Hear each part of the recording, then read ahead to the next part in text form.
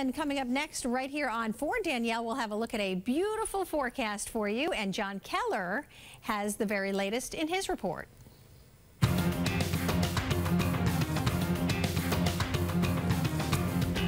Good morning. Thanks very much for joining us. In recent months, we've introduced you to all 5 candidates for the Democratic nomination for governor in the fall, all the people who'll be jockeying for a spot on the ballot at the party convention on June 14th. For the next 2 Sundays, we're shifting our focus to the party's 2 candidates for Attorney General to succeed Martha Coakley, who, as you know, is one of the candidates for governor. This week, our guest is Maura Healey, a graduate of Harvard College and Northeastern School of Law, who most recently served in the Attorney General's office as head of public protection and advocacy and at the Business and Labor Bureau. Maura, welcome. Good morning. How are you, John? Good to have you here. I'm fine. How are you? Great to be here. Good to have you. Last week, well, let me ask you this. Do you believe immigration laws should be enforced?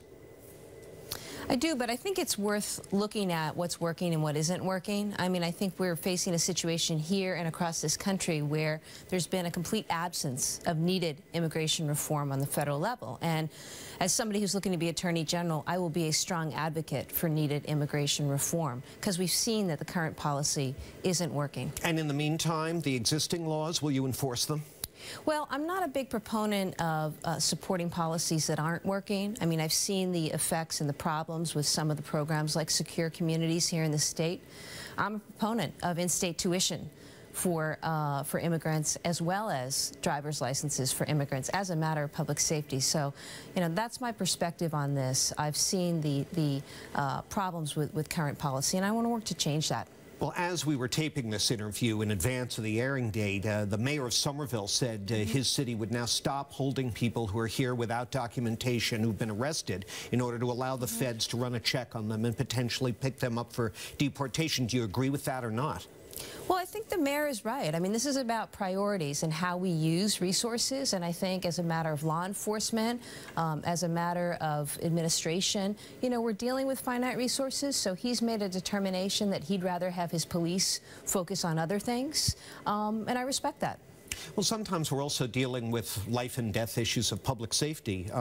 I'm sure you're aware of the Matthew Denise case down in Milford where someone here illegally, an illegal immigrant from Ecuador, who had been charged previously with assault and battery on a police officer and breaking and entering, then in 2011 drove drunk and killed this young motorcyclist. The law enforcement officers in the Milford area, the chief of police, the county sheriff, both say that if Secure Communities was being enforced, he wouldn't have been on the street to commit that. Yeah.